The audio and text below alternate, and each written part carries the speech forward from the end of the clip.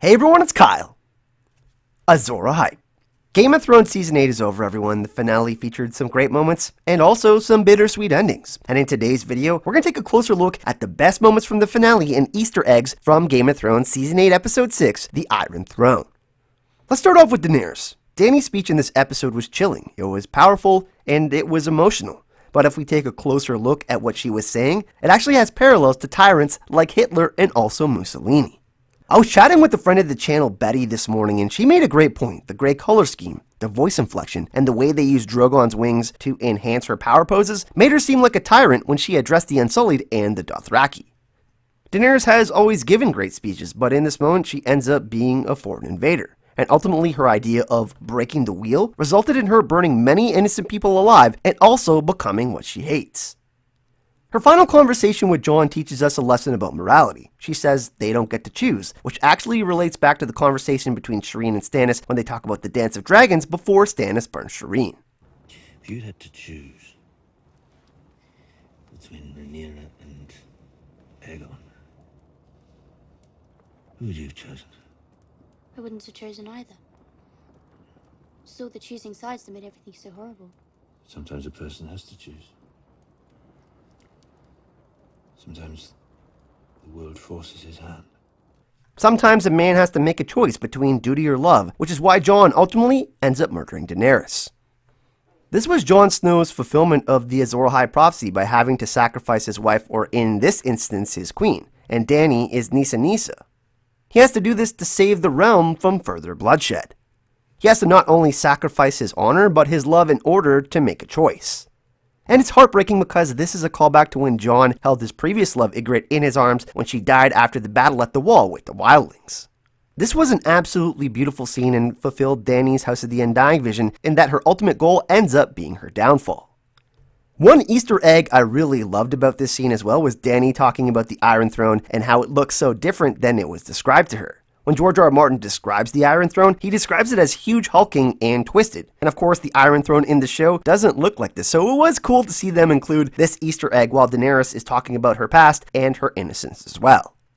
I guess we could say that Drogon got political in this situation when he melted down the Iron Throne after he finds out that Daenerys is dead. We could sense the emotion and anger from Drogon in this moment. And dragons are described as intelligent beasts, so in this situation, it makes sense that Drogon would destroy the thing that ultimately ended up consuming Daenerys, leading to her murder. This was a beautiful surprise in that Drogon got to make this choice and not someone else ordering a dragon to destroy the throne. This was definitely one of my favorite scenes from the episode. Also, Jon going beyond the wall brought the entire series full circle to the very first scene of the whole series. I love the nod of Jon becoming the leader of the free folk in this situation, and also the final shot of them repopulating the north, and the nod to the children of the forest with the wildlings and Jon and Tormund walking through the forest. When he looks back at the gate that leads to Castle Black, it's as if he's saying his final goodbye to Westeros and everything that is south of the wall, and he is leaving that behind forever. We also have the appearance of Howland Reed, who is present beside Samwell Tarly during the final speech that Tyrion gave about him creating a council and electing a new king. If you look at his outfit here, and if you look at his outfit here, they are very similar.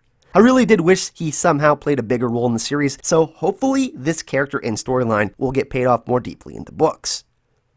We now have a new Lord Commander of the Kingsguard, Sir Brienne of Tarth. And look at Brienne's new armor, it has a cool Easter egg on it with the three-eyed raven. And it's also golden and beautiful, much like Jaime was often described in the books.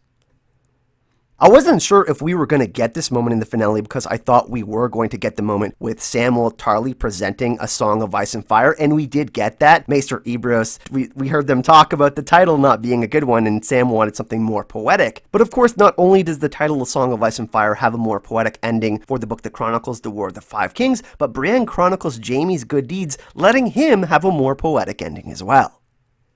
The ending was also poetic for Sansa, who became Queen of Winterfell and now the Sovereign North, with her beautiful dress inspired by Tully Blue and the red weirwood leaf, and that was just a really awesome scene. I love the fact that all of the different influences and parts of Sansa's life, including her crown, which very much looked like Cersei's, take shape and form as she sat on the throne in the north. I thought her ending was absolutely badass, but we also can't forget Arya's as well. Arya sailing west of Westeros was most definitely inspired by Frodo's ending, who leaves to the Undying Lands, who knows he has no place left in the Shire after what's left of the world after the war. In the end, the pack survives, but they're all lone wolves. King of the Six Kingdoms, King beyond the Wall, Queen of the North, and Queen of the Western Sea. But to me, it was a beautiful ending, although it wasn't perfect. But there's still more to discuss, everyone. Let me know your thoughts in the comment section and what you thought about the series finale, and also let me know what videos you would like to see on the channel this week. So leave your comments, thoughts, and theories in the comment section down below.